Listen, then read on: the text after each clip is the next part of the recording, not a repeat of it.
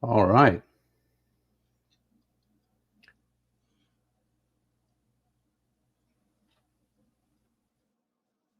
Hey there, everyone. Welcome to this session on using Apache Spark in Microsoft Fabric from Microsoft.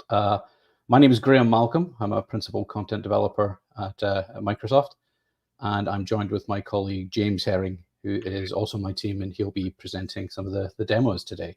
So glad to have you all here. James, you want to say hi to the nice people? Sure. Hi, everyone. I'm James Herring. Like Graham said, I'm on his team working with the Fabric folks to give you content. What I'll be doing today is really the same notebook or the exercise that you would do in the module yourself. So Graham will speak and I will just do code. Welcome. All right. Sounds like a fair, equitable exchange of labor then. All right, so we're also joined, it's not just us two today, you're also joined today by Josh. He'll be monitoring your chat on whichever system you're using to connect to this session today. So if you have any questions, if you have any comments, if you just want to make your voice heard, then please feel free, say hi to Josh on the chat there, and he'll be fielding your questions and feeding some of them to us and answering some of them directly as well. So looking forward to hearing what you have to say. So the session, as James alluded to there, the session today is based on a module that's in Microsoft Learn. The module is called Use Apache Spark in Microsoft Fabric. It's part of a learning path that covers a whole bunch of different aspects of working with Microsoft Fabric. And it's available at that URL that you can see on your screen right now. So if you want to follow along with the content online, or if you want to go and review it later on after this session, that's where you go. And we'll be showing this link throughout the entire session. So you've got a chance to go and do this stuff for yourself. Now, the point of the session today is that it is live, it's interactive. I am sitting here in my little work study in Newcastle in Washington. James is also in his home location. And you're joining us from all around the world. So this is a live session. Feel free to ask questions in the chat, say hello. It really is an opportunity for you to engage directly with us as we do this. So we're going to cover a few different things in our 1 hour 30 minutes that we have together today. We're going to be looking at all of these different objectives that you can see on the screen. So we're going to talk a little bit about what Spark is, how it fits into the Fabric ecosystem, and how you actually configure Spark in a Fabric workspace. We'll talk about some of the scenarios that you might use Spark notebooks and Spark jobs in, how you might run Spark code in your Fabric environment. Then we'll dive into actually how you use Spark and look at using data frames, how we analyze and transform data using Spark. And we'll look at using Spark SQL to query those data frames and tables that you might create. And then finally, how to visualize data in a Spark notebook. So there's a lot of stuff that we're going to look at. If you've worked with Apache Spark in other platforms, a lot of this might be familiar to you. If you're new to Microsoft Fabric, you'll get to see how it works in the Fabric environment. Or if you're already familiar with Fabric, but you're new to Spark, then hopefully you'll be able to take away from this session some ideas about how you can use Spark in your Fabric environment. All right, so let's dive into the meat of things and take a look and see what we think about Spark. So Apache Spark, for those of you who are perhaps not familiar with Spark, it's an open source project from Apache. It's really designed to do open source parallel processing of data. So it's a framework for distributing the processing of data across multiple compute nodes in a cluster. And it's designed for large-scale data processing and analytics. It's not unique to Fabric. It's not unique to Microsoft. It's an open-source platform that's pretty ubiquitous out there. It's what Databricks is based on. It's been around in the Microsoft ecosystem since HD Insight. So there's a Spark engine in Azure HD Insight. There is Spark in Azure Synapse Analytics. And there is a Spark engine in Microsoft Fabric as well. One of the beauties of Spark is that you can work with multiple different programming languages. So one of the real benefits of using something like Spark is if you have existing skills in Java or Scala or Python or any of these types of languages, you can leverage those. You can write code. There's also a SQL layer. There's a Spark SQL layer. So if you're familiar with SQL, and most people in data analytics are, then you can use SQL to create and query tables and all the things that you're used to doing in a database.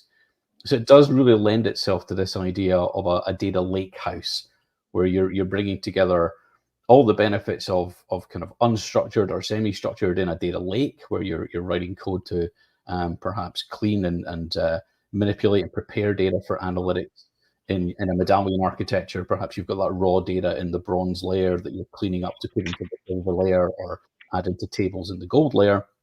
And it also provides you with the SQL capabilities to work with a tabular schema of data and query them just as you would in a database. The diagram kind of shows a really high level explanation of the architecture here. There's typically one or more driver nodes, we call them, that kind of manage, they coordinate the work across the cluster. And then there's multiple worker nodes in the cluster that are going to take instruction from that. And each of them will work on a partition of the data. They'll work on a subset of the problem. And the driver node will collate those results and coordinate all of that work. So we've got that kind of architecture available within your Fabric workspace. There's a Spark cluster by default. And also notice that the data itself is stored in a scalable data source. That's where the Spark cluster nodes access the data and work in it. And in the case of Fabric, that's in our one lake data store. So when you create a data lakehouse in Spark, the data is actually stored in the one lake data store, and that's available to our Spark cluster to work in. So you can see that architecture in the diagram there. All of this in Fabric is fully managed. You don't have to explicitly provision a Spark cluster. There is some configuration that you can do, and we'll see that in just a few seconds. But it's fully managed in Fabric. A lot of the hard work of managing a Spark cluster is done for you, as you would expect in a kind of software as a service platform like Fabric. So you have all the power of Spark without so much of the overhead that you might have in other platforms. So how do I actually work with this thing in a Fabric environment? Well, when you use Fabric, you start off with a workspace. You create a workspace, and each workspace is by default assigned a Spark cluster. So you immediately have a Spark cluster that you can work with. If you're a workspace admin, you can view and manage the settings for that Spark cluster in among the workspace settings. You can see on the screenshot. Hopefully, you can see on the slide there. There's in the workspace settings, there is a data engineering tab down at the bottom, and when you expand that, there's a Spark Compute option that you can use to manage the Spark Compute settings for your workspace. There's a whole bunch of settings that you can configure here. You can do things like the node family. In other words, what type of compute nodes am I using for my worker node and my worker nodes and my driver node. You can specify the runtime version, and that's kind of an interesting abstraction, if you like. There's a runtime version of Spark, or at least of the Spark cluster in your workspace, that consists of the Spark version and the version of a technology called Delta, which is used to manage the tables that you would create in that cluster. All of that kind of also encapsulates things like the version of Python. PySpark is the Spark-specific version of Python, Scala, and all the other kind of components that go into a Spark environment. So that kind of runtime version encapsulates all of that. It's a set of different components that have been put together that we know work well together at that particular version. There's options like the high concurrency mode. That's an option that you can enable in order to have multiple notebooks. Let's say you're running code in notebooks that share the same workspace. So you get faster startup time for notebooks to run. They don't have to spin up a whole new Spark session for every new notebook, but they're kept kind of logically isolated so they don't interfere with each other. And it gives you that, as the name suggests, high concurrency. You get lots of people able to work in the Spark cluster at the same time without necessarily treading on one another. If you want, you can turn that option off and separate out the workloads into separate Spark sessions as well. And then there are Spark properties that you can set. Spark itself is, like I said, an open source system. There are, I think, over 100 different properties and configuration settings that you can set in a given Spark cluster, and you can access some of those in that Spark properties option there. You can add, it's a key value pair, basically. You add the name of the property and the value that you want to set for that property. Should you need some highly customized configuration of Spark, then you have the opportunity to do that. I will say that, a good 80 to 90% of the time, you're not going to need to change anything in there. The default Spark environment that you get in your workspace is probably going to give you everything that you need to work with. So the option is there if you want it, but it is a managed Spark solution. So you don't need to actually go in there and change anything. One other thing to be aware of when you're sort of configuring your Spark environment, Spark is, as I said, it's an open source platform. Think of it as an ecosystem. And if you're working with different types of code in there, whether it's Scala or Python or whatever, there will be libraries that you can import and you can use. Now, by default, most people use Python when they're working with code in the Spark environment, and by default, there's a whole bunch of Python libraries already installed. Commonly used things like pandas and NumPy and all the kind of machine learning frameworks and all those types of things are already in place in that environment. But should there be a specific Python library that you wanted to add, you get the option to do that. You can go into this library management option here, and you can import those libraries either from PyPy, the Python package index, or you can specify a YAML file that tells it where to load the executables from. But you can import those libraries as you need them. Again, most things are there that you're going to need to work with day to day. But if there's a specific library that you need, you can get in there and import that. And that's done at the workspace level. So that Python's available, that package rather, is available across the entire workspace. So I've been rambling on for a bit now, and it's probably time to give James a shot to show you some of this stuff in action. What we've done in this session is, if you take this this training on Microsoft Learn, there's a whole bunch of kind of conceptual topics and then one kind of lab exercise at the end. What we're going to do is split that lab exercise as we go through, just to give you a break from my voice more than anything else, and give you a chance to kind of see the individual components of the exercise as we go through. So the first of those, James will take you through now. Thanks, Graham.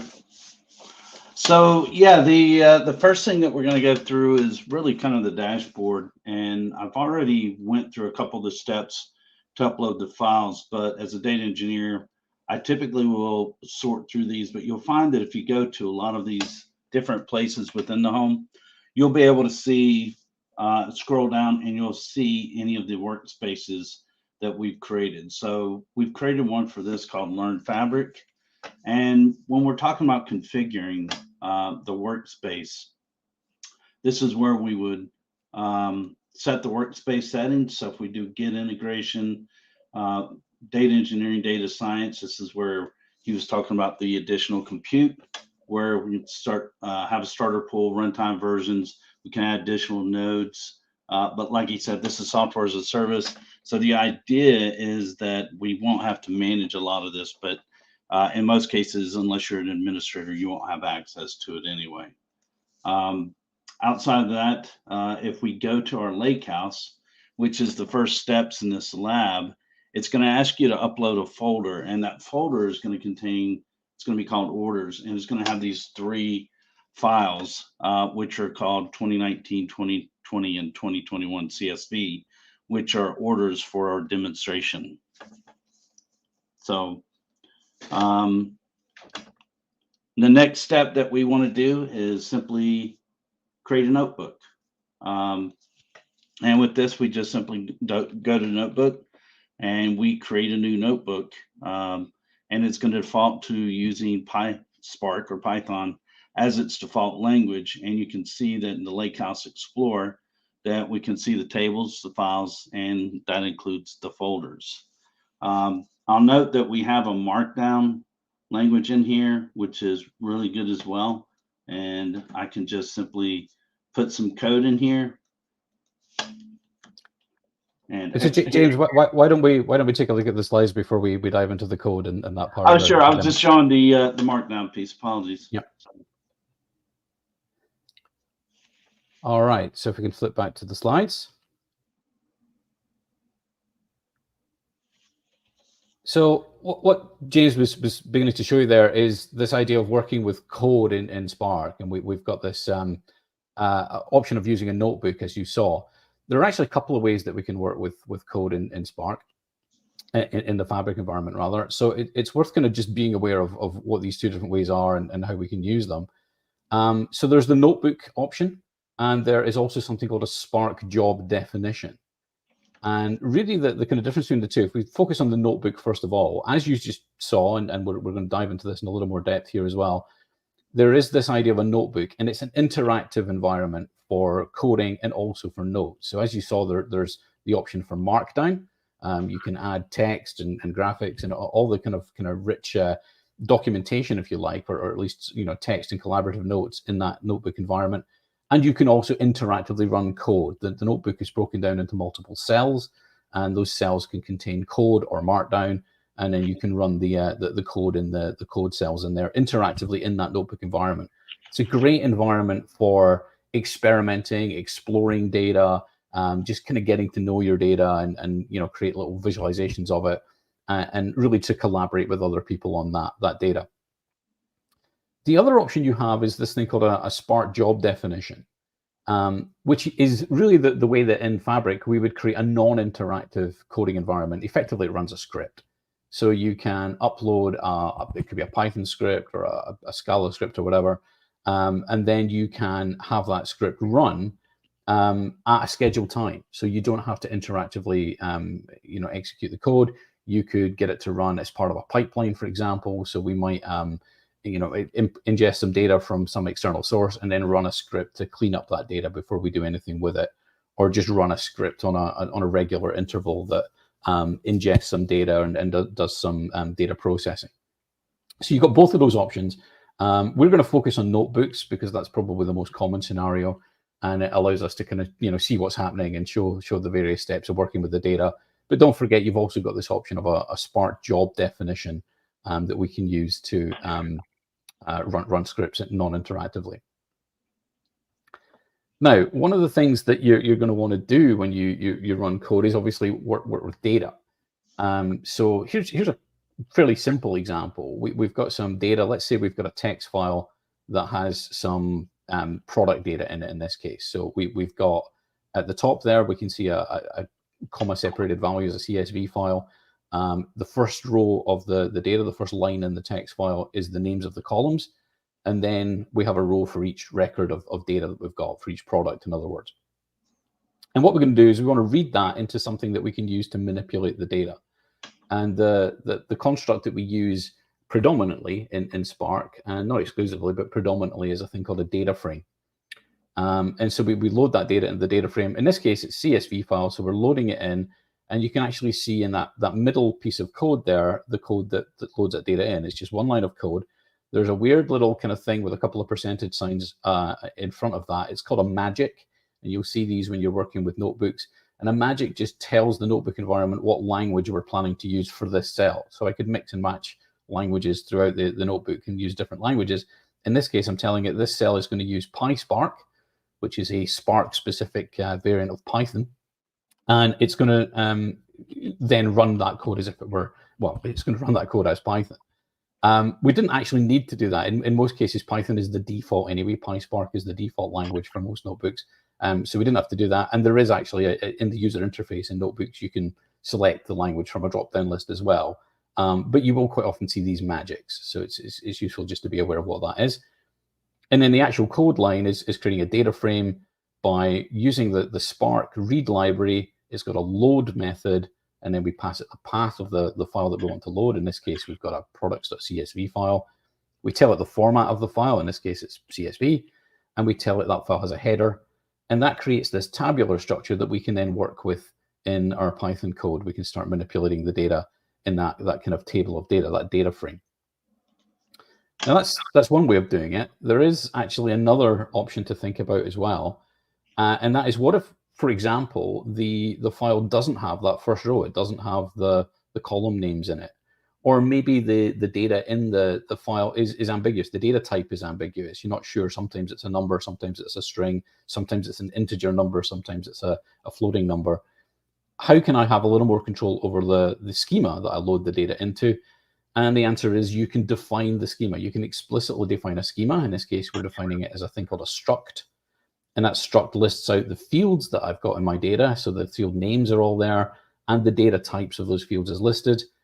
And then when I use my load function to load that data into a data frame, this time I don't tell it that the header is there. In fact, I say explicitly header is false. There is no first line in the data that tells me the column names, but I also point it to the schema that I want it to use. So it's able to apply that schema to the data as it reads it in.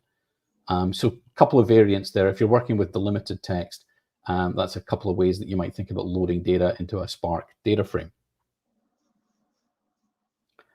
Now, once you've got that data in a data frame, you are going to want to manipulate that and work with it. And a lot of the methods that are available to you will be familiar. If you've worked with SQL in the past, or you've done any really sort of data analytics in the past, a lot of the methods of the data frame will be familiar to you. There's a select method, which is used to specify individual columns that I want to get. So if I just want a subset of the columns in a data frame, I can use the select method. There's also a where method, so I can filter on the rows by applying some criteria. And there is something interesting as well about that second code example, just to kind of note the way that this works. We're actually chaining multiple methods together. So looking at that bikes df line of code under the bullet about where. First of all, we use a select method. So we're doing a select product name and category and list price. And then we've chained on a where function onto that to filter it by the rows. So the reason that's kind of noteworthy is that when you create something from a data frame, when you call a method of a data frame, typically what gets returned is another data frame, right? So data frame methods tend to return data frames. So what we're doing here is we're saying that df.select product name category list price, that statement in its own right returns a data frame. And a data frame has a where method. So I can just immediately chain on the where method and call that. I don't have to have an intermediate variable that I return the first set of results and then apply the where method to that. I can chain these methods together. And that's a really common programming pattern when you're working in Python generally, but in particular when you're working with data frames in PySpark. It's similar actually in Scala as well, if you were using Scala. And then the final code example on the slide is aggregating data. And again, just common things that you would do if you're analyzing data. I can use this select method to bring back the product ID and category. And then I can chain on a group by method and specify the column or columns that I want to group the data by and the aggregation that I want to apply to the group data. So in this case, I'm going to count the product IDs in each category. In other words, count how many products are there in each category of product. So these are just three very simple examples. There are lots and lots of different functions that you can use with a data frame to do all sorts of data analytics and data manipulation and data wrangling. And that's typically what you're going to use this type of thing for. But I wanted to kind of call out some of the main things that you might be familiar with, these concepts you're familiar with from doing data analytics, perhaps with SQL. You can do very similar things with PySpark and data frames here. So with that, apologies, James, I interrupted you before, so chance for you to resume and dive back in, and let's take a look at exploring some data in that notebook using a data frame. Yeah, so we'll jump right into where I was at was the lab. This is a markdown file, so if we want to add some comments inside of it, I should apologize, I should change that. What we can see is that we've got the sales order data exploration, we'll call this notebook, and we can click on this link, and this is the lab. And one of the questions that came up first was, how do we get the data initially in here? And these are the directions that are used. You'll download and extract the data files from that exercise into a zip file, and then you'll extract that out onto your machine and then upload them to your workspace. So to answer the question that was in there, this is the first steps. I went ahead and skipped those steps, and but that you can repeat it and you'll have these files in your workspace. So we go back to our workspace, and what we want to do next is we want to create more code, but this time we want to actually query some of these data sets. And the first one we're going to do is going to be to import that CSV file, the Spark CSV file. And I may have to scan over a little bit. We're looking at the files 2019. So we've got our file path, which is implicit here with the files, orders, and then 2019 CSV. And we're telling it that there's a header in this file. And we're populating this data frame here with the Spark read format CSV. And then we're going to display the data frame results. So if we execute this step, we'll see that it executed, and we've got our data that's not populated correctly. So we can see that it's not populated correctly. So we might want to set this to false.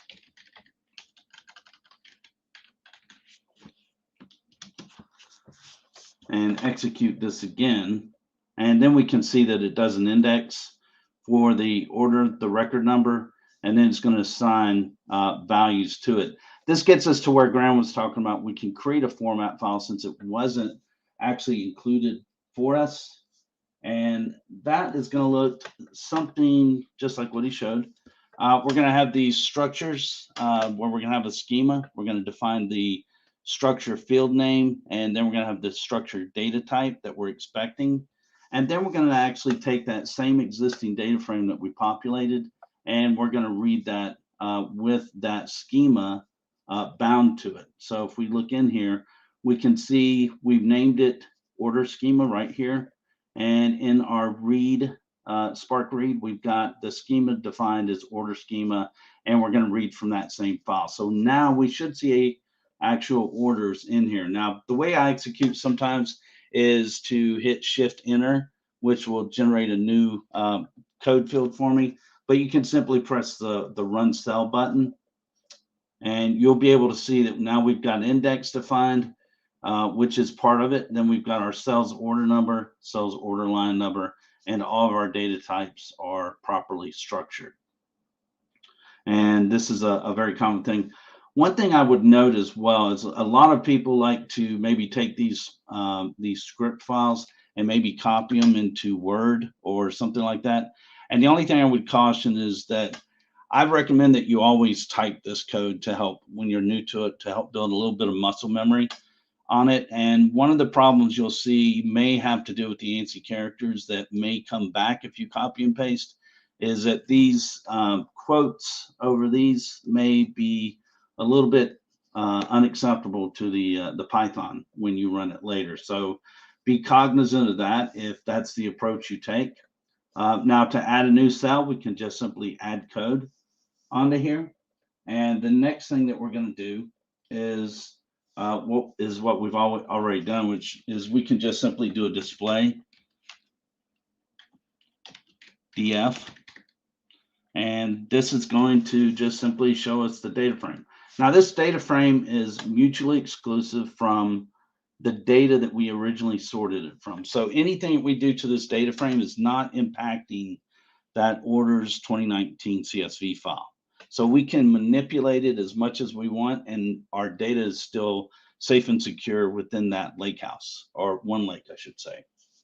So the next thing we want to do is really filter the data frame, as Graham had mentioned before. And I apologize, my screen's a little bigger than I'm used to. And with this, we're going to simply have a customer's where we're going to pull the customer in the email, and I'm going to print a count and then a distinct count of that. And then we're going to display that customer's distinct. So what this will do is it'll take and it'll give us a total count of each, which we can see here is a count and a distinct count. So we've got kind of some analysis here where we've got 1,201 records of each. And then we've got that index, the customer name, and the email, which we defined up at the very beginning as well. So we're able to do a little bit of analysis on here if we're talking about doing exploratory data analysis. And then we can also take and modify this code. Let me get past it. Just to point out, James, this is still just the 2019 data. What if we wanted to load all of the files in that folder? It's a great question. So let's go back up here, and what I'll do is grab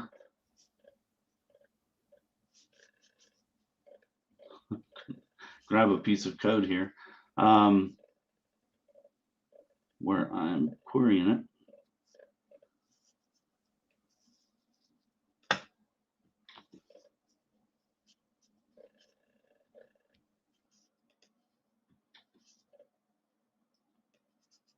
So in this case, we can just do an asterisk in the orders, and we should be able to execute this.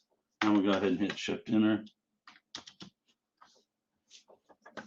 And what we'll see is now that our data frame has been populated, and it includes, if I get down far enough to where I can scroll to the right, I can see that I also have 2021 data, 2019 data, and 2020. So it will actually expand and show everything that's within that container of orders that has that CSV, and I used an asterisk as a wildcard character.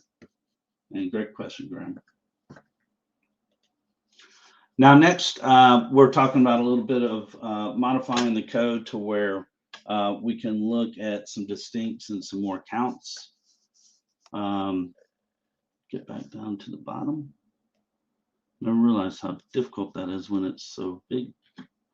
So this, what we're going to do is select, again, the customers. I grabbed the wrong one again. And we're going to actually sum up some data. Now this data frame, this is doing the defect or data frame select, the item and the quantity, and it's going to group by the item, and then it's going to do a sum against that result set. So what we end up with is an index with all the items grouped together, and then a sum of the number of items, a sum of the quantity, if you will. So we're able to see a little bit more data in that case. And then we can also do a little bit more where we can group it by year.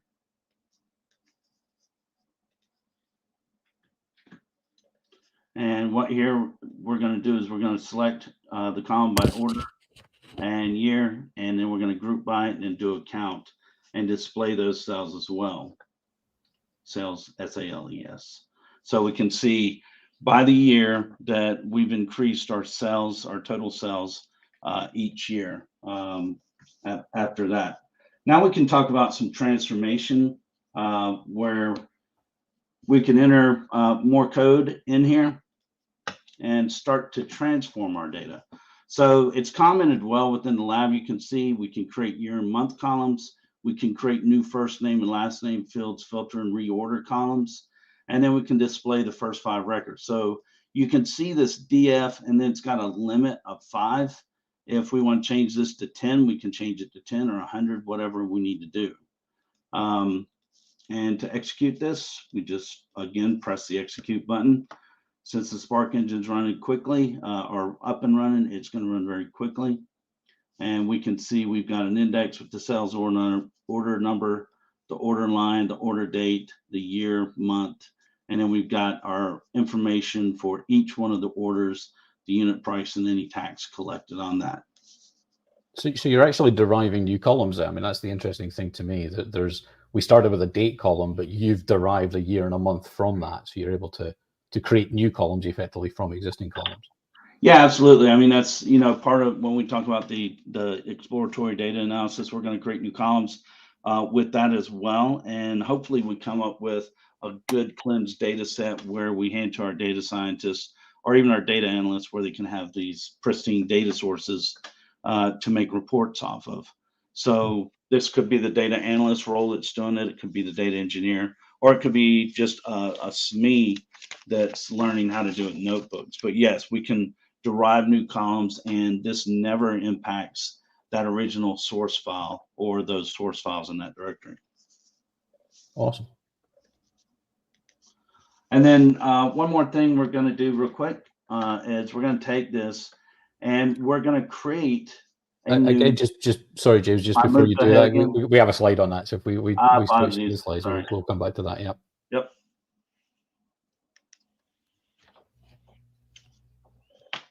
All right. So as always, James, keen to move on to the next thing. But let's talk about the slide first of all before we get into saving the data.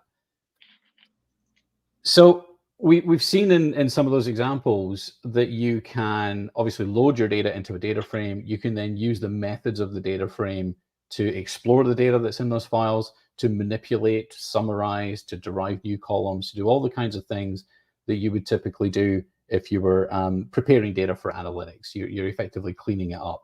And again, think about that what we call a medallion architecture. You start off at the bronze layer with kind of just raw data that you've got from some source, and then you start to refine that data. So we might take it to the silver layer by making those changes, deriving the new columns, removing any junk data, getting rid of any errors or whatever in the data, and then that becomes our kind of silver layer of data that we could give to our data scientists. They can start working on that to train machine learning models. Or we might then take that silver layer and do a further set of transforms to import it into tables in a data warehouse or a data lakehouse for analysts to query against and build reports in Power BI. And that becomes our gold layer. So you've got this kind of iterative approach to refining your data as it comes in. So if we've done all of that, we've got that in the data frame. And as James pointed out, the changes we make in the data frame don't impact the source file, right? We've loaded it from the source file. It's in the data frame. All those changes are happening in the data frame. I'm going to want to persist those changes. I'm going to want to save them somewhere. And there's a couple of options to think about here. Let's start by just thinking about saving those in a file. We'll talk about tables a little bit later on, but let's talk about just saving those changes to a file. And one of the simplest ways is just simply to write the data to a file, right? So we've made the changes to the data frame. We then want to write that. There is a mode that you can specify. You can append to an existing file, or you can overwrite an existing file. So in this case, we're overwriting, we're replacing the file that's there. And you specify the format of file that you want to create. And you'll see quite commonly when working with Spark, people using the Parquet file format. Parquet is, for anybody who's not familiar with Parquet, again, it's an open source format. It's very popular for distributed data analytics because it compresses well, it indexes the data well. It's a really useful format for working with data efficiently at scale. So Parquet is a really common format to work with. Later on, we're going to talk about Delta format. We're going to talk about working with tables. And Delta is built on Parquet. The data is actually stored in Parquet format with some additional metadata for tables. So Parquet, it turns out, is a really kind of critical file format to work with. And sometimes your data transformation, your data preparation might just be as simple as taking CSV file and converting it to Parquet. So in this case, we've got our data frame. We've done some changes to it. We're writing the results. And I'm writing it in this files location. One of the things you might have noticed if you're working with a data lakehouse in Microsoft Fabric is by default there are sort of two top level folders. There's a files folder and there's a tables folder. Files is where we put that data that's going to sit on one lake, and we're going to work on it in Spark, but we're managing the files effectively. We're managing the source files. Tables is where we store data files that are used to support tables. So there's two separate locations, and again, we'll see that in a few minutes. But in this case, we're storing it in the files location, and we're specifying this Parquet format. We're storing it as a in this case a single file called bikes.parquet. Now that's one way to go about it, and there's nothing wrong with that. If you're working with large amounts of data, and if you're using Spark, you probably are, then it's probably worth thinking about partitioning the data. It's probably worth thinking about, rather than just storing it in one file and just sticking it in a folder somewhere, I might want to partition it based on one of the column values. So in this case, let's suppose we've got a year column. What I could do is partition my data by year, and then write that into a folder. I haven't specified a file name in this case. I've just specified write it to the data folder, partitioned by year. What that's actually going to do is it's going to create in my data folder, it's going to create a folder for each distinct year that I have in my data. So in that year column that I have in my data, there will be distinct values. This will create a folder for each. And the name of the folder will literally be year equals and then whatever the year is. So year equals 2020, year equals 2021. It will create those folders. And I could partition by multiple folders if I wanted to. If I wanted to do it by year and then month, I could do, change the code appropriately, just put year, comma, month in that partition by function. And then I would end up with a year folder, year equals 2020. And inside that folder would be folders for each month. So month equals 1, month equals 2, month equals 3, and so on. So you can partition the data that way. Now that's useful for a number of reasons. Not least of all, it improves the performance when I then come to process the data. Because remember, I'm working with distributed nodes in a cluster, so they can more easily, break the data up and work with subsets of data across each node. And if I'm filtering in my queries, if I just want to see the sales from 2021, it's easier now for the query engine to go and find that data in that folder because it's been pre-partitioned into that location. So this is a really common technique when you're working with files in Spark, is to use that partition by to split the data into multiple folders based on values in the columns. Right, James, now you can go ahead and you can show us how to save those files. Yeah, so thanks, Graham. Yeah, so the first thing we're going to do is take that data frame, and we're just going to, we've got this mode of overwrite. So each time we run this, if we make a change to any of the data frame, it's going to overwrite this files, transform data, and then the orders file that's going to be in a Parquet format. And then we're going to put a print statement that's just going to tell us it's simply the transformed was saved. Now, we can see there's our transform save. So if we refresh our files, we'll see this transformed data, and we'll be able to browse down to it. And we have our orders. Now the Parquet file you're going to see is going to be a distributed file that's going to be a snappy form codec, and it's going to be stored in that Parquet format. So I was complaining about real estate. I probably should have pointed out as well that if I want more real estate on my screen, I can always expand and contract this left side as well. So the next thing that we want to do is to take it, and we want to split it into the orders 2021 data frame. Let me get back down to the bottom.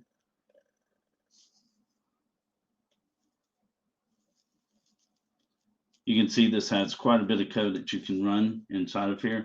We're going to press the code button, and we're going to take this orders 2021 data frame, and we're going to read the format, and we're going to load the files partitioned data, and we're going to partition it by year, and then we're going to include the month with an asterisk, and then we're going to display the orders 2021 data frame. I think you're a step ahead. Have we actually saved the? I don't think we've saved the partition. You're absolutely right. My apologies. Yes, I need that piece of code first. And that brings us to a point. If you do a line of code before, you can always go above it, press code, and it will move it here. And you can also move code snippets around in place as well. So it's a very dynamic environment to work with.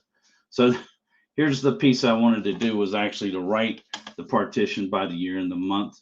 And then we have this overwrite mode again, and then it's the Parquet with the files, partition data, and then we're going to print the saved as well. And I have an error. Okay.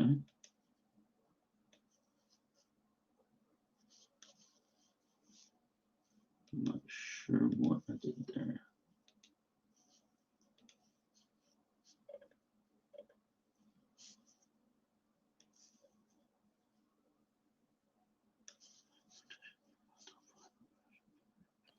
We haven't created the orders data frame yet. Oh, you're exactly right.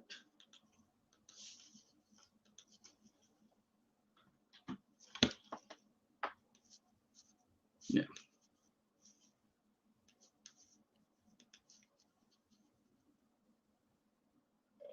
Okay.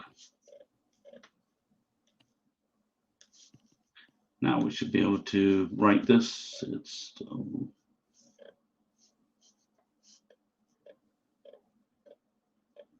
No, you want the right. I think you jumped to the read again. Now you want the right. Yeah, it's this size that's throwing me off, I think. Spark read, yeah.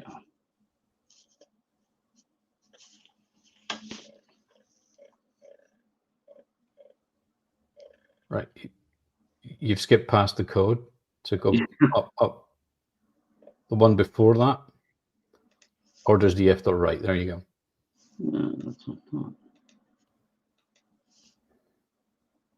Oh, that's what I did. Okay. Now we should be able to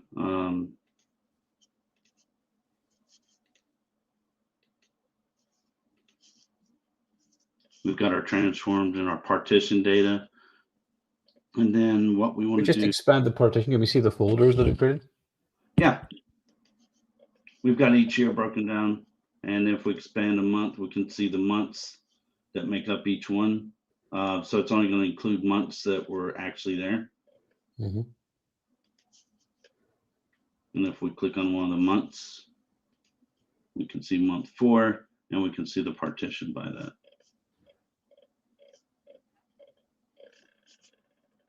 Apologies for that. It's pretty bad when I can see it without my glasses. Let's see. And in this piece, we just did that. We just wrote it. Now we want to read it. We just want to read it. So this is just reading all the data from each one of the elements or each one of the folders that we created. I think it's just really the 2021 folder. Actually, if you look at the code. Yeah, it is the 2021. You're yeah. right. Yep. So it's reading from up here. This folder here. We should be able to see if you expand across that code. If you could maybe close the Lakehouses folder. There we go. Yeah. There's a year equals 2021, and then we're like you did before. You were able to use an asterisk to see all of the months in the year equals 2021 folder. Yep. So very apologies cool. for that piece, but yeah, I think next we move to the SQL stuff. Okay? Indeed, yeah. Okay, let's dive back to the slides.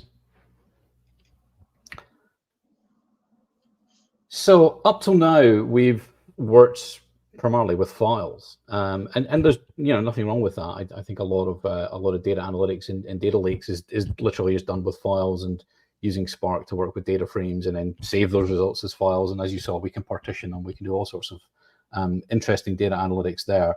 And if you're working as a data scientist, that might be what you're used to doing, just working literally with data in files. Most analytics and most kind of modern data analytics systems now work on this idea of what we call a lake house. And in Fabric, we have a thing called a data lake house. And the thinking behind that, the naming behind that, if you were at last week's session on this, you will have seen this before. A lake house takes all the things that are great about a data lake. In other words, I can just throw files in there. I can, I don't really have to worry about the schema of the file as I write it. I just put my semi-structured or unstructured data in there and then manipulate it. But also all the best things about a data warehouse, which is where we get the lake house thing from. A data warehouse, we're used to working with a more rigidly defined schema. We're used to working with tables. Quite often in a data warehouse, they're actually denormalized tables set out in a star schema or a snowflake schema to work with data specifically for analytics, for aggregating across dimensions. It doesn't have to be that. It could be any sort of table, any kind of table like you would expect in a relational database. But we get this idea of creating a table and working with SQL to query that table. So if you're coming at this from a kind of more traditional data analytics background or data warehousing background, you're probably more comfortable working with SQL than you are with Python. So maybe this is a better kind of way to work. Now, there's a couple of architectural things that it's worth being aware of before we kind of delve into this. In a data lakehouse scenario, such as we have in Fabric and in other technologies as well, the data itself still remains on the file system, right? It's in a file. So, and in the case of most lakehouses these days, most lakehouse architectures, that file is in a specific format called Delta, and that Delta format is based on the Parquet format, with some additional metadata that tracks things like transactions and changes that have been made to the data. So you get the equivalent of a transaction log if you're used to working with a database. So we have this idea of storing it in this delta format where the data is in a Parquet file, and then there's an additional, actually it's a JSON file that has the transaction information that tracks the changes made to that table of data. The table definition, right, the schema, the metadata that defines the table is actually stored separately. It's stored in something called the meta store.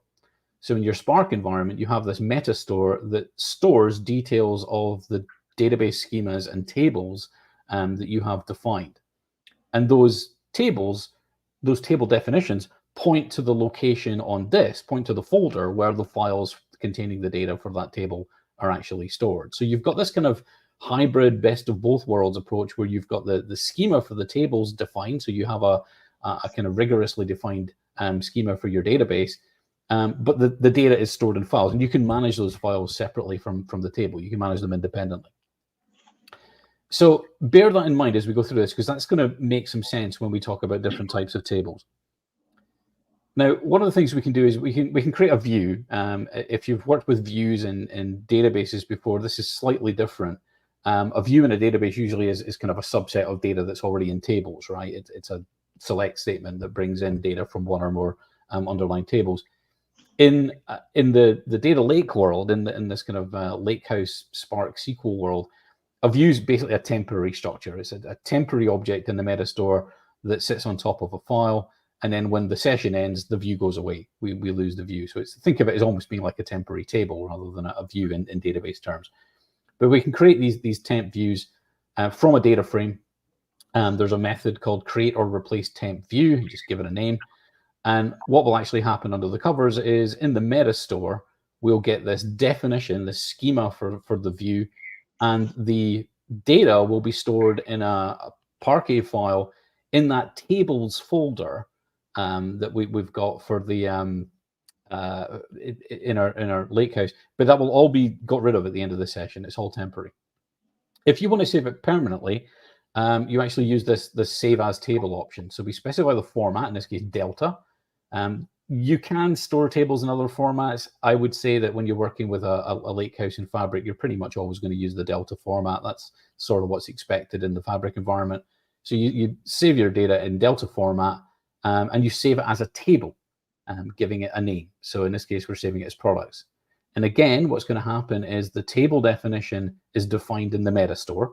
So the meta store for your Spark environment has this definition of a products table, but that's going to persist. That's going to be there the next time you come into that session. It's there for other users to work with as well, so they can work with this table. And the data is again going to be stored in that delta format. So Parquet files of data with an additional JSON file for transactions is going to be stored in that tables location in your data lake or your Lakehouse. So when you're looking in that column on the left that James was hiding and showing earlier on when we were looking at the demo, there's a files folder. That's where we've been doing most of our work so far. But there's also a tables folder. And that's where any data that belongs to tables that are managed by Spark is put. It's put in that tables location. That's its default location for storing that data. But it's not the only option. You can create what's called an external table. Those tables I've just talked about are colloquially called managed tables. And that's because they're managed by the Spark environment themselves. You can also create external tables. You could point to an existing location in your files area, or actually an external source altogether, somewhere that's perhaps in, a separate Azure Data Lake storage or something like that. You can point to that and you can define a table so that the meta store contains the definition of the table. It contains the information about the schema and the information about the columns and so on. And it points to the location where the data actually is stored on the file system. So you could use this idea to work with an external table.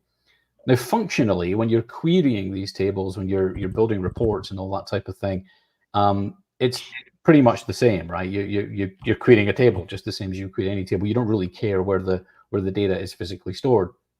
The only real difference is if you've got a managed table, if you've just simply said, save this as a table, I haven't specified where I want to save it, there's no path, so it gets put in that tables folder.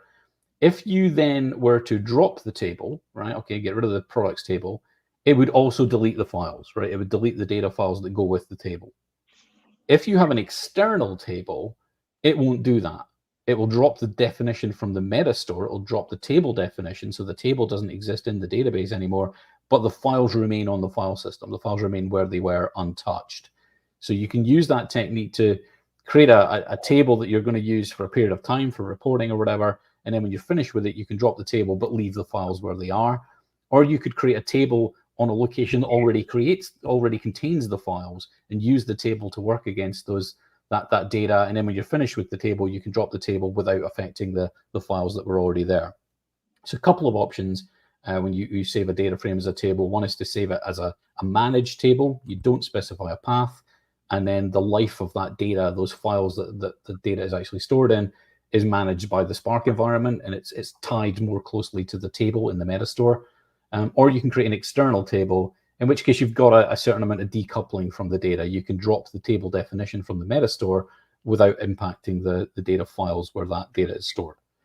Hopefully that's clear. Now, there is another session next week. There's actually another module in the learning path that covers this in more detail, and there's a corresponding Learn Live session next week that covers that in more detail.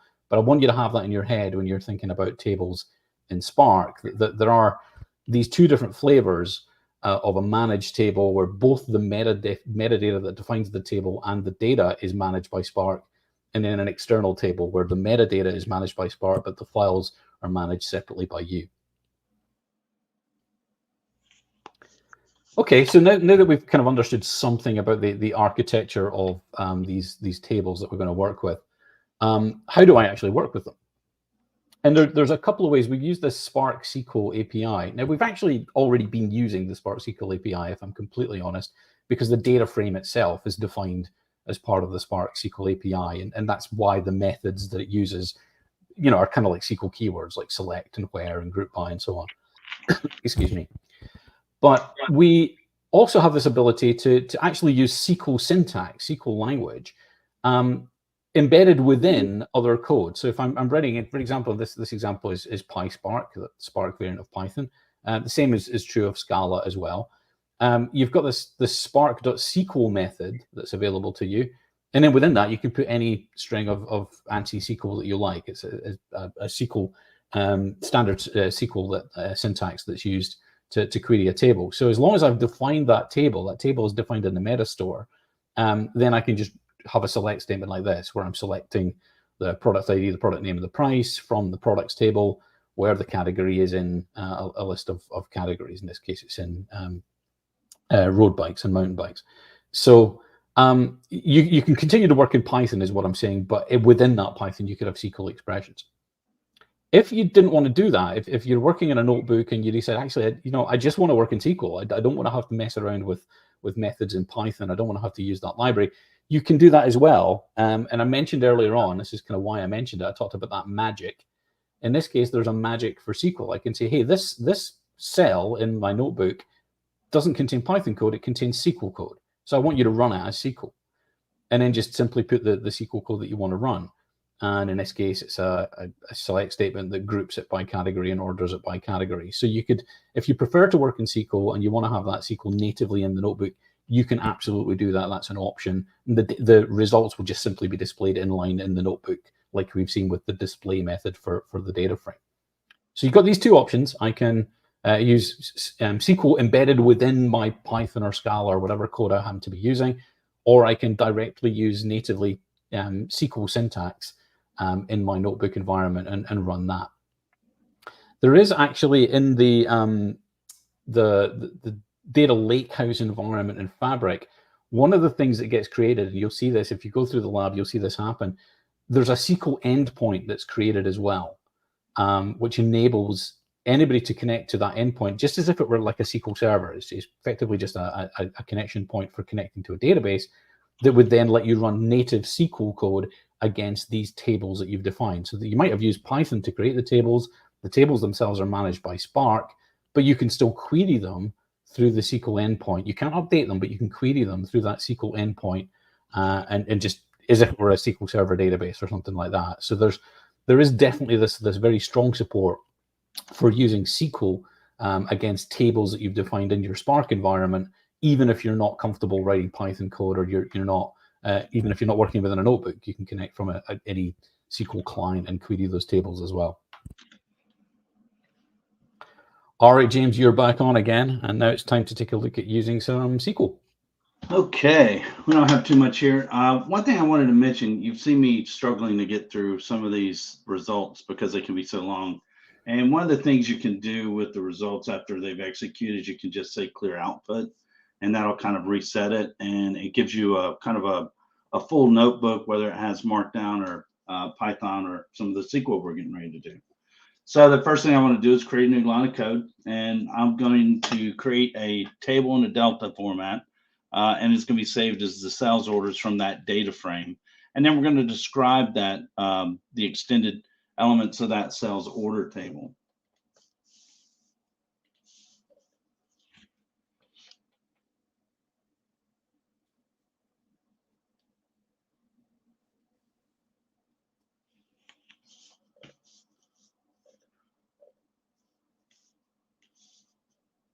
Okay, so what we can see here is if we expand this now, Graham was talking about the different folders, we can expand tables or refresh tables. And we'll see our sales orders table that's in here, and we can expand it. We can see the different data types, the attribute names, all of that as well. So we can also see that here in the schema that's been defined for us. It's not partitioned. We can see detailed information, the location, including the ABFSS, which is the OneLake location of it. And then we're going to also see that it's a Delta, and then it's a trusted service provider. So we get that information as well. Now, the other thing we can do is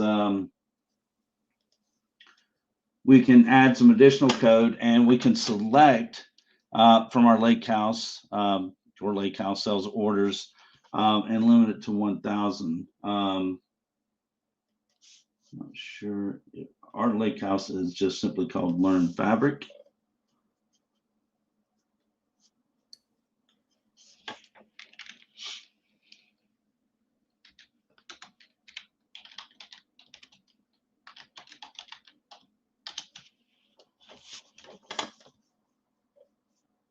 And then we can select from that table very easily. And then from here, excuse me. Just to point out before you go on from there, yep, where you've got the sales orders table in the UI, you can see the little Delta symbol in it as well. If you actually click the 3 dots next to that, it will give you the option, just like it did to load the file, you'll get the option to load the data, and that will create the SQL statement for you as well. Yep, absolutely. Great. So we'll switch out of that notebook. Move this back.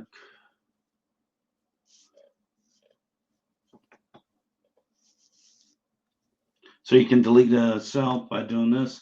And then we want to use the magic, which will be the first line of code that you have in there. And this we're going to just execute basically ANSI SQL. And for those that are more comfortable, say a data engineer or a DBA, they may be much more comfortable with this than they would be with Python. So that's really what we want to do with this. And quite honestly, this is the reason for this is that we had that collaboration between the different teams that may have different skill sets. You may have data engineers that have Scala that want to load and manipulate data with that. Then you may have data analysts that are more comfortable with T-SQL, and then your data scientists that may be more comfortable with Spark and Python. So I think that's it for this piece, Graham. I think I covered. All right, awesome. Without going overboard. And there was a question. Yep. Oh, I see you can answer it. Great. Yep. So we are, making righteous progress now. So we've taken a look at taking just all the way from raw data in CSV files, loading that up into a data frame, manipulating that in the data frame, saving that as files, and then persisting that as tables that we can then query using SQL. So there's a lot of the journey that we would go through to do data analytics against raw data in a data lake we've seen. The final thing we want to sort of talk about really is data visualization. Now, this might seem kind of weird. If you're coming to Fabric from a Power BI background, you might be thinking, well, of course, I'm going to visualize it in Power BI. And absolutely, that is something that you would do.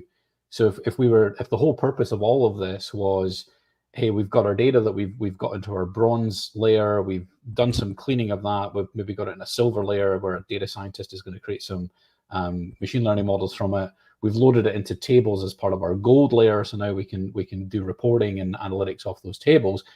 One of the things I said earlier on that one of the things that gets created is a SQL endpoint. The other thing that gets created automatically for you is a data set. There's a semantic model in the Fabric environment that's created from the tables that you define. So when you load the data into those tables, there's a data set that you can use in Power BI directly from your data lakehouse. So if you're going to do interactive data visualization, Power BI is absolutely a logical next step to start creating dashboards and reports off of those tables. But there's another element to visualization that's worth thinking about. We've been working in a notebook, and it's pretty common for either a data scientist or in many cases a data analyst to be working in a notebook, just really sort of exploring the data, experimenting with the data, just trying to, kind of get to grips with the data and understand it. And sometimes part of that process is going to be to visualize the data, to create charts and to look at that. And I don't necessarily want to go and create a Power BI report or a Power BI dashboard. I just want to, visualize that data and see what it tells me within the notebook, and perhaps even share the notebook, including the data visualization, so that other people can see them. So there's this ability to create data visualizations outside of the kind of Power BI world that we would use for kind of enterprise BI reporting. That there's data visualization we can do within the notebook. And there's two kind of approaches that you can use to this. One is in the notebook environment itself, there's built-in visual charting tools, right? You can generate a chart, you can choose the type of chart, you can choose the values that you want to visualize, and you can interact with that chart and even save that chart as an image or export it, that type of thing. So there is a reasonable amount of rich visualization just natively in the notebook itself, so that you can do some visualization. It is a little constrained. It's a little specific in the way that it works. So you might not give you exactly what you're looking for. You don't get full control over things like colors and keys and all that type of thing. But it does give you the ability to quickly visualize the data and get insights from it. If you want to have more control of that, or I think perhaps more specifically, if you're a data scientist and you're used to working with graphics packages, then you can continue to do that. You can use graphics packages in your code. In the Python world, matplotlib is kind of the base layer graphics package that most of the other graphics packages are based on top of. So you can use the matplotlib environment to create charts. You can control things like the colors, the angle of the way that the key values are put against the axes, all of that type of thing. You can have a massive amount of control over the layout of your charts and how they're displayed. So you can write some code to display charts, and they'll be displayed inline in your notebook, and you can obviously save them as images and so on as well. So two options for working with visualization of your data. And I think with that one slide, we're going to dive straight back over to James, and we'll look at both of those options in our examples. Yeah, I'm going to try. I did this earlier and I was having some issues, so I don't know if it's my instance, but again, we're going to use the magic and we're going to define SQL, and we're going to select from our sales orders table that we created up above earlier. So let's execute this.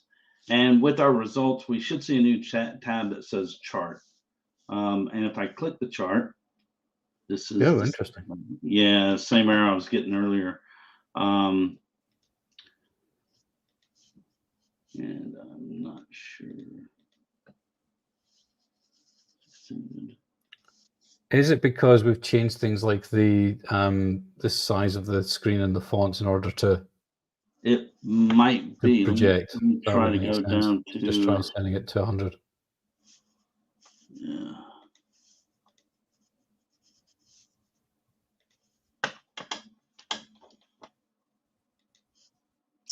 Nope. Still having an issue with that. The query is working.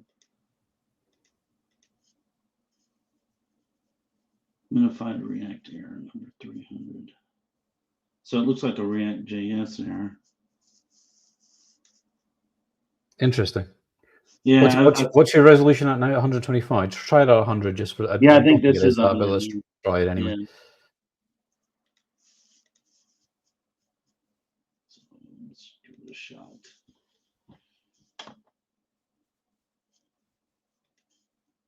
No, doesn't seem to want to play. Yeah, it's Oh well. I guess this is the point in the proceedings where we say, of course, this is all in preview, and yeah. yeah. I mean, okay, that's unfortunate.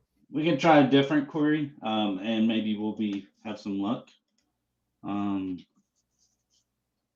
That's likely, maybe. You need to change the DF show to a display DF. Oh, yeah.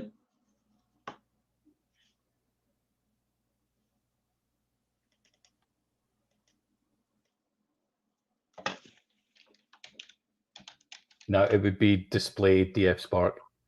Oh, my bad. Yeah, it's a function in its own right. Yeah.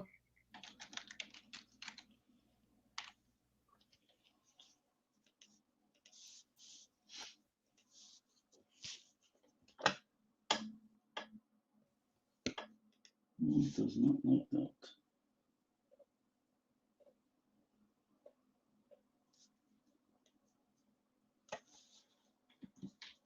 Look at the code library. We'll try this.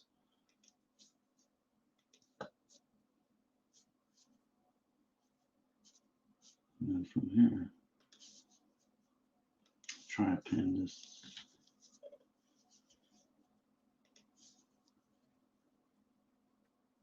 Okay, so we can do it by using the matplotlib and be able to see that. So we can also expand that a little bit. We can modify this code and expand. Might want to pop your zoom back up again a bit, just for people who are elderly like me and struggling with the eyesight. Sorry, I can actually see it now. Okay, so yeah, so what we did here was we did a SQL query with PySpark, and what we're doing now is we're doing showing the data frame Spark, and then what we're using is the library matplotlib, pyplot, and then we're basically setting the X to order year, and then we're setting the height by gross revenue and the color to orange, and then it's got a title of revenue by year. The X label again is by year, Y label is revenue, and then we've got a grid color with a line width and axis of alpha 0.7, and then a rotation of these at a certain degree level as well. So you have a lot more control over it when we run it like this. So we can modify it one more way and get a little bit more finesse with it. See if I can get all the code here. I think this will change. So here we've got kind of the same thing. I think this might be the same one. Let's just check. I think that's the second example, yeah. Yeah. I think you're right. Yeah, so we've got these. Oh, we changed the height, yeah. Yeah, so we changed the height on that, give it a little bit more value in that.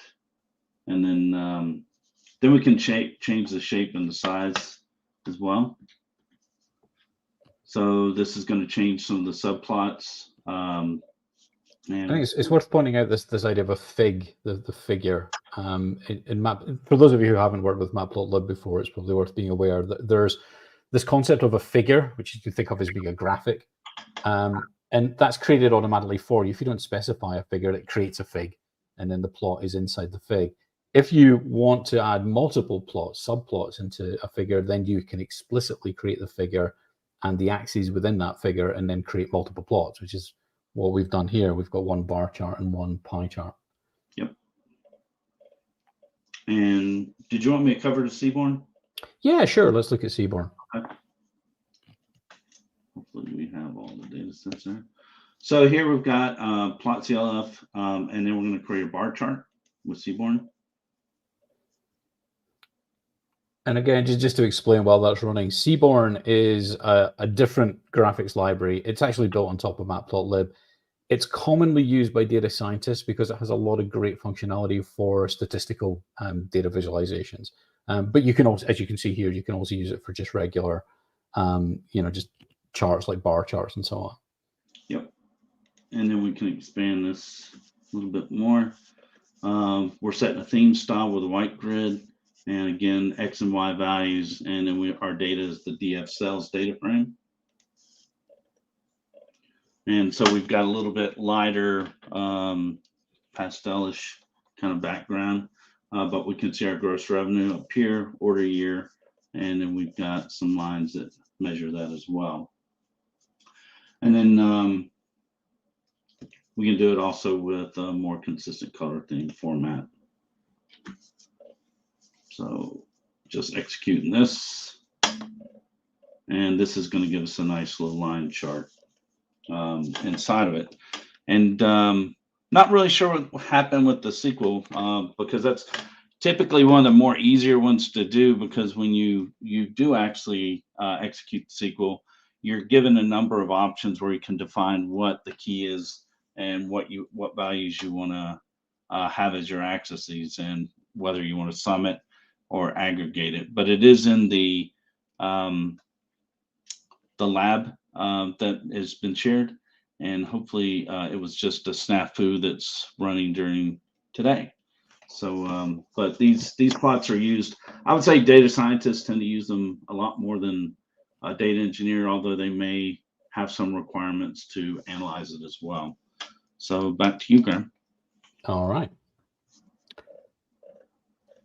Okay, so we have taken a journey from some text files that we uploaded into our Lakehouse through Spark, looking at them in data frames, doing some manipulation of the data in data frames, transforming the data, and then persisting those transformed data frames as files initially, and partitioning the files, and then also persisting the data as tables. And remember this idea of managed tables and external tables. There was a question about Delta tables. Delta is just the format that we use for tables in a Lakehouse, in a Fabric Lakehouse, and actually in Databricks and Synapse and all these other environments as well use this Delta format. And really what that is the data being stored in Parquet files, but there's an additional JSON file that stores things like transaction details. So almost like a transaction log in SQL. So that you can view different versions of the data through its history. And like I said earlier on, just to remind you, there is another session in this series. Next week's session covers Delta tables in more depth. So if you're really interested in how Delta tables work, there is a deep dive session on that next week. For right now, though, we just want to check and make sure that you've been staying awake and not off looking at your Twitter or X or whatever it's called this week, and in fact you've retained some of the information that we've put across. So there's a little knowledge check. There are 3 questions, and I will give you a few seconds just to look at each question and submit your answers. There's a form that you can submit your answers in.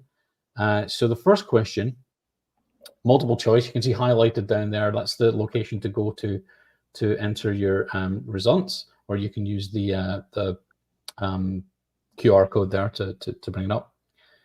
So the question is, you want to use Apache Spark to explore data interactively in Microsoft Fabric.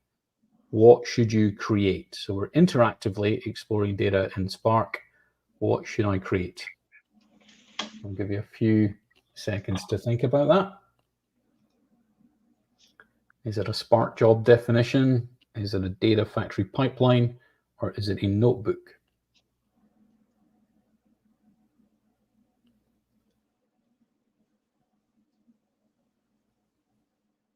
And hopefully the little gray cells will be spinning around and you will have come up with the correct answer, which is a notebook. The key is interactively. If I just wanted to use Spark to process some data, I could use a Spark job definition and I could run that as a scheduled job. Effectively, it's just a script. A data factory pipeline isn't really used to work with Spark. I mean, technically, I could run a Spark job definition or even a notebook as part of a pipeline, but it's not the pipeline itself that is interactively exploring the data. Somebody asked earlier on about ingesting the data. In the lab, obviously, we uploaded the files. In a real environment, you might use a data factory pipeline to bring that data in from some other source, right? So you might use a data factory pipeline to go and get the data, export it from a database or from Cosmos DB or something like that, and then write those files into the data lake that you're working with. But the key to this is interactively, we would use a notebook, and that gives me those cells. It gives me the ability to write markdown text as well as run interactive code. All right, let's try another one. Let's see if we are up on this one. I need to use Spark to analyze data that's in a CSV file. So I've got comma separated values text file. What's the simplest way to accomplish that goal? Should I load that data into a data frame? Should I import that data into a table in a warehouse? Or should I convert the data to Parquet format before I try and analyze it? And again, just give you a little while to have a little think about that. And hopefully you've thought long and hard and you've come up with the correct answer, which is A, just load the data into a data frame. You can work with CSV format data directly in Spark. You can load that into a data frame. If the schema is inherent in the file, in other words, if it's got the first row containing the headers and the columns are all consistent, then you can load that without specifying a schema. If you haven't got the first row with the columns, or if you want to have control over the data types, then you can explicitly create a schema, but you still don't need to convert it to Parquet first. You can load a CSV file and start working with that. You can import the data into a warehouse, and there's another session later on in the series. There's a session on data warehousing, and you could import that data into a table in a data warehouse. But if you simply want to analyze the data in the CSV file, the simplest approach is just to fire up a notebook and load it into a data frame. All right, finally, which method is used to split data across folders when saving a data frame? So we've got a data frame, it's got some data in it. I want to save that, but I want to split it across multiple folders. Which of the methods that are listed should I use to do that? Is it split by, is it distribute by, or is it partition by? And again, just a few seconds. And the correct answer this time is C, partition by. The other two are just red herrings. Partition by is how we save the data in multiple folders. And what you do is you specify one or more of the fields in the data frame that you want to partition the data by, and it will create a separate folder for each value in that column. And the name of the folder will be, column name equals, and then whatever the value is. So you can partition the data across that, and you can use multiple partitioning keys and create a hierarchy of folders where it's partitioned. All right, hopefully you got those correct, and hopefully you are happy with everything that you've learned today. In summary, we've, like I said, I've said a couple of times, we've sort of followed the journey of the data using Spark. We've taken some CSV files, just some raw data that we've got in text files.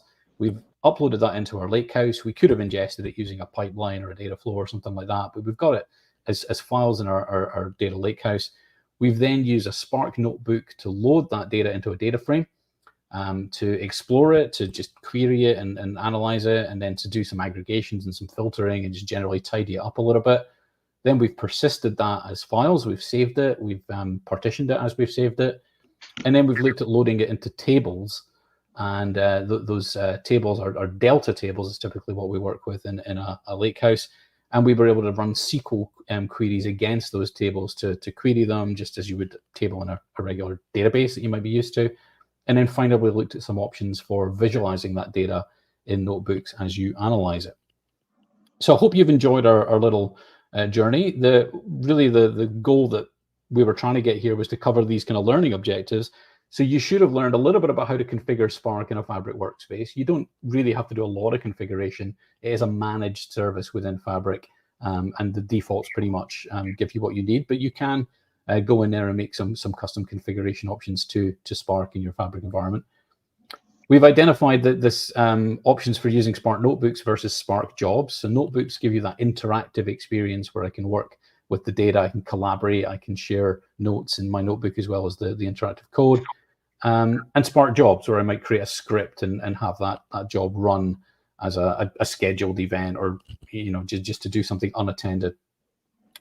We've looked specifically using data frames. There are other ways to work with data in Spark, but to be honest, 90, if not more % of the time that you work with data in Spark, you work in data frames.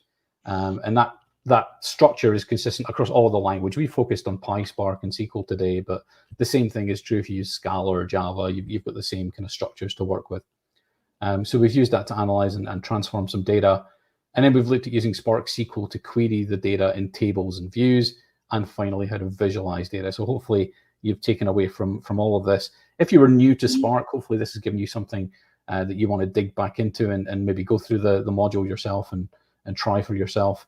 And if you're familiar with Spark already, hopefully this has given you an idea of how Spark fits into the Fabric ecosystem. We have a couple of slides just to finish off. One is to say this is based on a Learn module. I've said that a few times. There's a Learn module on Microsoft Learn that covers everything we've covered today and includes a link to the lab, the exercise that we were demonstrating today. So if you want to try this for yourself, go crazy. Go to that location on the slide and complete this module on Learn. This module is one of a series of modules, so don't miss next week's enthralling episode, where we will dive into Delta Lake tables in more depth and talk a little bit more about how to work with Delta and those tables. And there's a link down at the bottom. There's two links, actually. One is to the entire series. There's a whole series of these modules based on a learning path on Learn, and one is specifically to next week's session. We hope to see you there. I managed to end my presentation. So yeah, hope to see you next week. Thank you very much for your time today. I hope you've enjoyed it and hope you found it useful. We will take a quick look at the questions in the chat, but that is pretty much your time with us at an end. I hope you enjoyed it half as much as we did. Yeah, thank you, everybody.